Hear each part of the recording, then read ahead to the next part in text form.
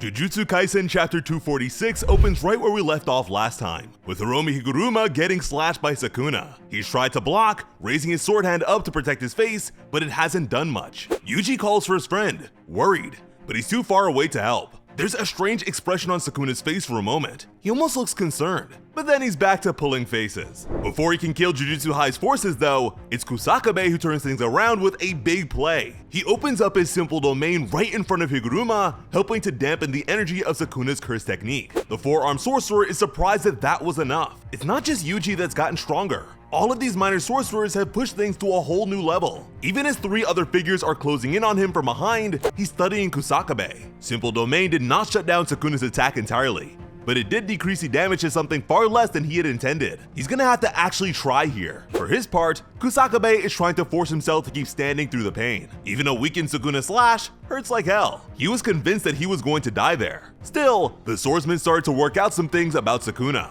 For a start, he can't just spam that Gojo killing slash that divides the world. Kusakabe's pretty sure that that's not just a simple thing. Sukuna has to either charge it up or use a binding vow or something to increase its power. As things stand, Sukuna's got two main techniques: Dismantle, his regular slash, and Cleave, which changes based on how strong Sukuna's opponent is. Range slashes are Dismantle. The world-splitting slash is Cleave. Unlike Dismantle, which does have to touch the target to work unless you're in the domain. So Cleave, a close-range Dismantle, and world-splitting slash are the instant death techniques, which leaves one odd omission: Fire Arrow. Back in Shibuya, Sukuna was able to use some strange flame jujutsu. Those techniques were so strong that they overwhelmed Jogo, a volcano curse. Why can't Sukuna use it here? It would be stronger than Dismantle and not need the setup of the world-splitting Cleave. Well, Kusakabe does not have an answer, and he doesn't really have the time to think about it. He's just going to run with the simple version. Sukuna hasn't used those fire techniques against Gojo, Kashimo, or them. At this point, whatever the reason is, it's safe to bet that Sukuna still can't use Fire Arrow. Kusakabe calls out to Higuruma, checking if the lawyer is still able to move. The younger sorcerer is fine, but apologizes to Kusakabe. He has to explain that his confiscation didn't work anywhere nearly as well as he hoped. All he managed to do was take away Sukuna's cursed weapon. Still, Kusakabe tells the lawyer that that's enough, drawing his sword. Higuruma's got the executioner's blade. That is the most important part. It gives them a way to finish this fight. He just needs to survive long enough to use it. Kusakabe swears to protect Higuruma all the way through this fight, even if it costs him his life. And a second later, Kusakabe finally realizes how much of a massive death flag he just planted on himself. He stops drawing his sword, just standing there gloomy at the idea that he set himself up for death. Sukuna grins at the swordsman, working out a crick in his neck. He has to admit that the guy at least knows how to guard. To make it interesting, Sukuna even calls out his next attack, claiming that he's going for their legs. Before he makes the next attack though, Choso brings his hands together, ready to launch piercing blood at Sukuna from behind. Sukuna narrows two of his eyes, threatening to race against his opponents. Choso takes him up on that, firing piercing blood towards him. The blood moves at the speed of sound, angled right at the back of his neck, but then it passes right through the air. Sukuna is nowhere in sight. Choso's eyes go wide, not sure what happened. That was too close to dodge, right? But then Sukuna is right in front of him, ripping right through Choso's torso with two hands like he's nothing. It's a devastating blow. The death painting coughs up blood. Yuji calls his brother's name, but it is too late. Sukuna throws Choso to the ground before wheeling around, and that's because he's got a new challenger approaching. This new fighter jumps off a rooftop, heading right for Sukuna. They're wearing baggy black stagehand clothes, complete with a rough-looking hood over their head, and they're carrying Nanami's cleaver. It looks like Takuma got his mentor's old weapon.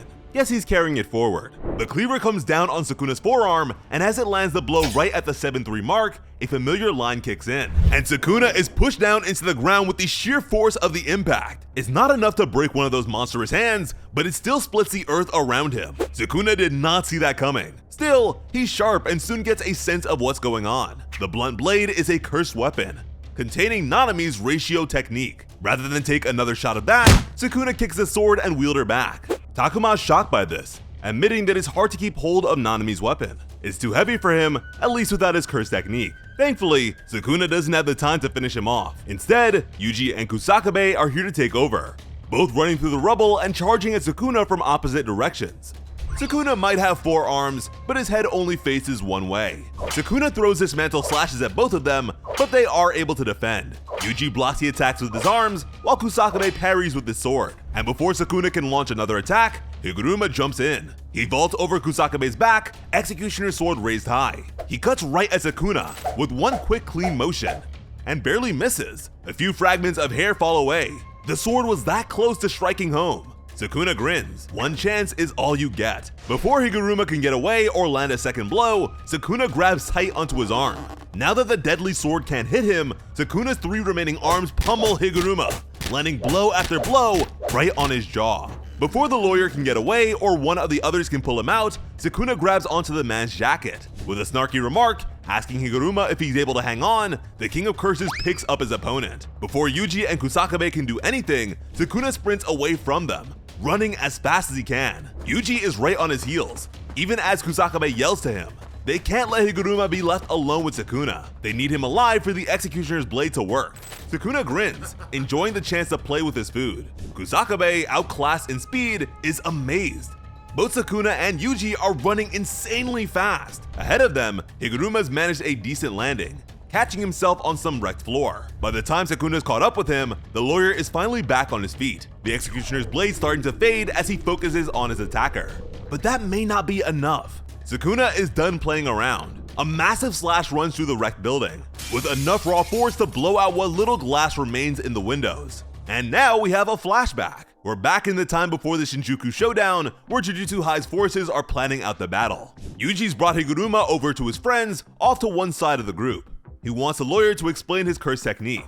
Higuruma does not have a problem with that. He's already figured out Yuji's thinking. The Executioner's sword will kill its target. No exceptions. But it only kills the person Judge Man sentenced. Thanks to Yuji's trial, they already know that Judge Man can tell the difference between multiple souls inside a vessel. After all, he gave Higuruma evidence about Sukuna. So if it sentences Sukuna, it will just target Sukuna. That way, they can still end the fight without harming Megumi. It should be just like Kurusu's exorcism. Maki and Yuta are both impressed by this. It's a way to win the fight and save their friend.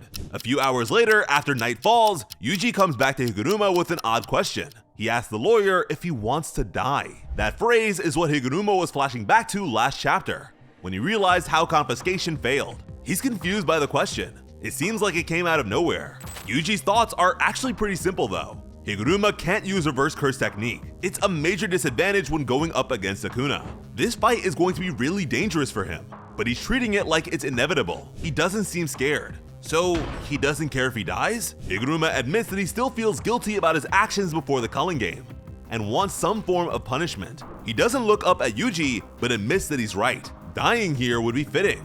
It's a way to give his life a proper ending, and make amends. Yuji doesn't blame him for thinking that way. He understands how Higuruma feels, blaming himself for past death, but he doesn't think that's right for the lawyer. He doesn't have the words, but he's convinced Higuruma should go back. He's a good person despite whatever he's done. He should try to survive this. Higuruma dismisses the idea without even a second thought.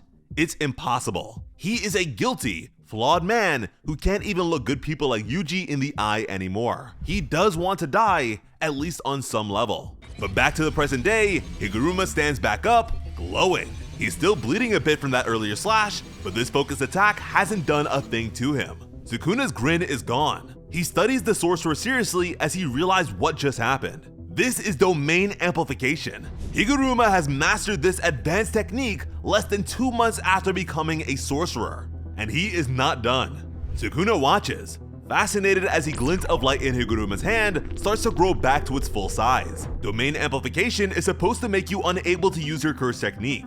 Even advanced sorcerers usually alternate between the two. That's what caused the sword to collapse for a second. But Higuruma is learning really fast. He's finally reached a point where the narration's saying that he can match Gojo.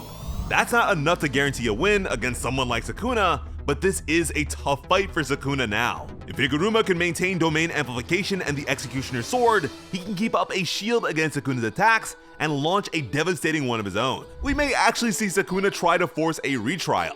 He's gonna have to take Higuruma seriously if he wants to win this fight. It's gonna be really interesting to see how the King of Conveniences gets out of this one.